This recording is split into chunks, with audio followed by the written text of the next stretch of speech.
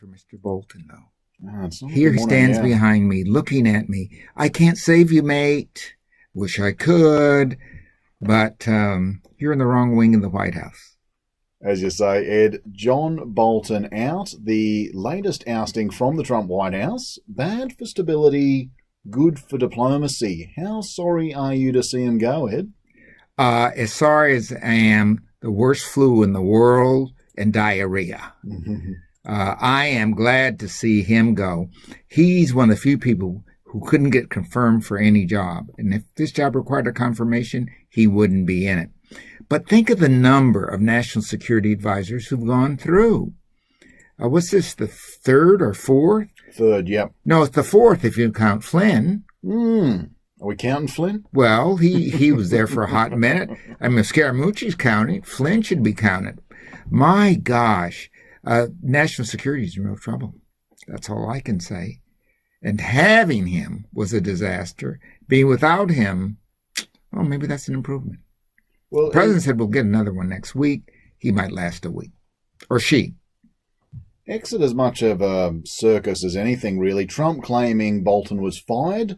Bolton defending himself, live tweeting Fox News because apparently he's picked up Trump's habit to say he, in fact, resigned. So there's no... He was fired and resigned. Yeah. So there's truth on both sides. What do they call it? An alternate truth. Alternate facts. Alternate facts, alternate truth. It's all in the system. One can only imagine Bolton's reaction to this one, actually. Hosting the Taliban at Camp David for negotiations. I mean, firstly, Ed, what did you make of the strategy by Trump to get the Taliban on side, just as it was initially proposed, assuming everything had gone smoothly? Well, I think the idea of negotiating was a good one. Leaving the government out, I think, is a bad one because it means the Taliban has no respect to the government, neither does the U.S. My strategy there is somewhat like Bolton's. I want us to just split, cut and run. You can't negotiate with the Taliban. That's what Bolton has said. I agree with him entirely because the Taliban is not an organization. When you talk to 4 or 5 people who say they represent the organization, they go back and talk to 4 or 5 people. They can't run the country, so why not turn it over to them? And they'll do just as badly as they did last time. People be crying to get them out. So too many Americans have died there. Let's let it go. And Trump saw this picture of Clinton with the Palestinians and so forth, and Carter, oh, I'm going to be a president today. Big deal. Of course, it didn't actually go ahead. Trump blowing this one up after a suicide attack killed another American serviceman and tweeting, what kind of people would kill so many in order to seemingly strengthen their bargaining position? I mean, is the answer not obvious in the question? They're the Taliban. They're the Taliban. They are terrorists, and no one's controlling them. They're not even controlling themselves. Their terrorism extends well beyond their own organizational control. So Trump, he has this glum look in the picture below. You're pretty glum, mate. North Carolina, Republicans have won a special election, giving Trump something to crow about. But Republicans, they can do this one easy in 2020. But this was a fairly tight race in what some claim should have been a bigger win. Should we take much from this either way? I don't know. This is really a local issue. The strength and quality of the Democratic candidate counted a lot here. And also the ability for the Trump machine to concentrate on one single place made a big difference. I think the Democrats left it alone. They hadn't counted in their category anyway, in their column anyway, and so it makes no difference to them. And still in North Carolina, 3 judges have thrown out state legislative maps that have been carefully crafted to ensure in all but the most unusual election scenarios, the Republican Party will control a majority of both chambers of the General Assembly. Gerrymandering. But Republicans, they're not going to let this go without a fight, are they, Ed? No, they're not. The demographics are against them. We've said this many times on the show. White people aren't having babies. It's Hispanics, African Americans aren't having babies, but Muslims, other newcomers to the nation. And so the white population is literally dying. And yet opioids to that, it makes it even worse. So you have to figure out a way you can win without numbers. And this is the way they're choosing to do it. That's what they did in Georgia. They just made black people ineligible and other people ineligible. They cannot win on a real face-to-face election. As we get more and more frightened of Russia interfering with 2020, it seems like maybe a little bit more concerned about Republicans interfering. Well, certainly the National Rifle Association. At the border, the Supreme Court has reversed precedent by allowing the Trump administration to enforce a policy denying asylum to anyone who passes through another country on their way to the US without seeking protection there first, barring most Central American migrants from seeking asylum in the US, as of course they've had to travel through Mexico to get there. Thoughts on this one, Ed? Well, the Mexicans are very clever people. They'll charge you $10 to say that you've been through the Mexican consulate. Go. So this is a policy that is a nonsense. Mexico is not the United States' friend. They certainly don't want those people hanging around in Mexico. It'd been smarter to give Mexico some money to have them be refugees in Mexico. This policy will last 10 minutes. And also on the road to 2020, some states have cancelled Republican primaries, with some anti-Trumpers trying to claim the Donald is running scared from challenges.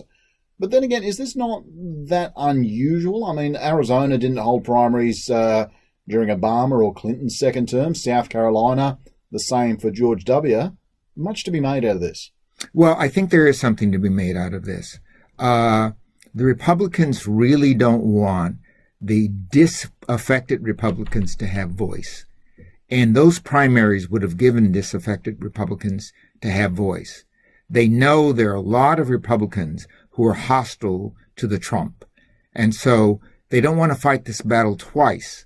Just fight it once at the convention and then later in the national election. But don't let all this vitriolic stuff that a lot of Republicans in those states have anti-Trump spill into the airways. This is a smart move on their part. I mean, it just makes me think. I mean, the Democrats, I've seen a few people coming out and saying vote blue no matter who in 2020. It's become a bit of a catch cry. Is the same going to apply to Republicans? Vote red, even if it's the guy you don't like. Well, except that Trump has a particularly strong dislike quotient among Republicans in the suburbs. And if those Republicans go viral, and that's what they fear, then in the general election, they will vote blue rather than vote Republican. That if they have some voice earlier on, they might say, well, gee, we did our best. I think this is the kind of strategy the Republicans are taking now. Doesn't look good for them, but my God, this guy is Houdini. He might even pull out Brexit. Well, speaking of which, I know our focus is US politics, but we just can't stop talking about this one. Brexit, a Scottish court claiming Boris Johnson misled the Queen to illegally suspend Parliament in order to cram through his no-deal Brexit if no other agreement could be reached. Thoughts this weekend? I think the court's absolutely right. And many of the members of the parliament are saying the same thing. So this is an issue. I don't know what the Queen can do about it. This would go to the Privy Council. The Privy Council is much like our Supreme Court, and that would be months to consider. So I think he's going to get a pass on this, not because the judge isn't right, but it's going to take so long to implement anything the judge had to say, because it will certainly be on appeal. I was certainly... I must have been a little bit puzzled as to how he convinced the Queen in the first place. Would it be fair to say, though, as I said this week, that Tories in the UK haven't been as willing to follow Johnson over the cliff, following off the latest votes, as Republicans have been with Trump, few of whom ever dare to question the Commander-in-Chief? Yeah, I think that's partially right. Their electoral system is slightly different than ours. Essentially, all their boroughs are rotten boroughs where they're gerrymandered for certain electorates. And the electorates are telling a story. The conservative electorates want to keep the conservatives in, but they don't like the Brexit deal. And so they don't want an election because Labour can win in places where they've never won before by just simply having an election. So they want to stay the course here and come up at the last minute, hopefully, with a deal. Now, let me tell you what the shape of that deal would be. The back door would come back into play. That is, the Irish border between Northern Ireland and Ireland would be softer. Immigration would be pretty much the same as it is. You don't need a visa, an identity card, fine, and so on. But Great Britain would be excluded from all the European grant programs, all of them, those programs that actually rebuilt British coal towns and so forth. They won't be there because Great Britain will not be contributing. And those contributions that would have gone to them will go to Italy and Spain and so forth. To some extent, this is really good for Europe because the real Europe, that is the Central Europe, will be strengthened as a single union and have the ability to do trade with Great Britain on very favorable terms, but not have to deal with the shenanigans of the British Parliament or the British citizens sitting in their Parliament. Well, certainly that one is one we could unpack, I think, for a great deal longer. But look, this week, no offence to our previous candidates, but we are getting into some of the bigger names of the 2020 Democratic race. Kamala Harris, the Democrat we're talking about this week, how has she ended up on the radar, Ed? Kamala Harris is an Alger Hiss story, a person who comes from nowhere, comes from the bottom, a kind of an Obama story, actually very much an Obama story. Her parents are not Americans. Her mother's from India, her father's from the islands. They met, I believe they became U.S. citizens in Berkeley, California. They had 2 daughters. The daughters were automatically U.S. citizens. And then they divorced. And when they divorced, the mother moved to Canada. Now, let me backtrack a second. Camilla went to schools that required busing in Berkeley, California. Now, Berkeley is just a little bit bigger than Mossman, so we're not talking about some giant place. And so busing a kid, the bus, you could have pushed the bus from one place to another. And these are very middle-class families and middle-class existence. She can't claim to be black in the sense that most blacks have been severely discriminated against. But she comes from a family of strivers, of people who do well. And she and her sister have done very well. They came back from Canada. After getting some of their education there, she entered the University of California, Hastings Law School in San Francisco, which is kind of the UTS of law schools. It's where they teach them just law. There's not the theory of law like at Berkeley, but the law stuff, and the students pass the bar.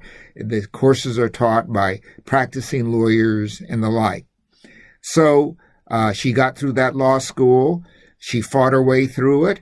The next thing we know, she fought her way into the Attorney General's job in the city of San Francisco, the city attorney, where she did a hell of a good job dealing with the homeless issues, dealing with the many affordable housing issues and so forth.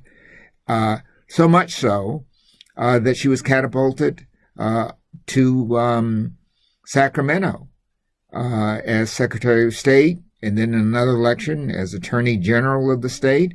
And then furthermore, the way California is, it's an all-comers election. So she ran against another Democrat for Barbara Boxer's seat, and she won. So she is a junior member of the Senate, very junior. Dianne Feinstein is one of the older members of the Senate. And Dianne Feinstein is strictly in the middle. She staked out a claim to the left. Her blackness claims aren't really accepted very much by the black community, but at least she's on the right side of the issue. So she's strident. She's tough. We saw that in the Supreme Court hearings. She says her mind and her piece, and she ticks a lot of people off. But maybe that's what we need. I see her as a very strong candidate for the second spot. Well, I'll have to ask you a little bit more on that in a moment, but just this week, Harris has faced criticism for her record as a tough on-crime prosecutor. Is her latest announcement of a major criminal justice and public safety reform an attempt to stymie those critics a little bit? Well, this is the same program that Trump wants. So, yeah, it might stymie some of those criticisms, but people who are critical of her don't like her. It doesn't matter what she says. She's the kind of person that draws fire from every direction. She's very much like Bernie in that regard. There are people who don't like Bernie no matter what he says. It's not a matter of what he says. It's what she looks like, what she feels like. So I think her ill temper has lost a lot of friends and brought her very few voters. But as you say, looking in the crystal ball, a possible contender for the second slot is that sort of that fieriness, that ability to draw fire, most certainly, going to be an asset or a drawback there? An asset, because the top runner, Joe Biden, has fire, but it doesn't seem to be in his belly. So he needs someone, and that's why I like Beto O'Rourke, who can get out the real message, be tough on the issues, and have a record of being tough on the issues. So she's certainly going to be in the mix. And next week we'll talk about another woman. Fabulous. Well, Ed, thanks very much, mate. We'll talk again then. Thank you, sir. Always glad to be on. Fantastic.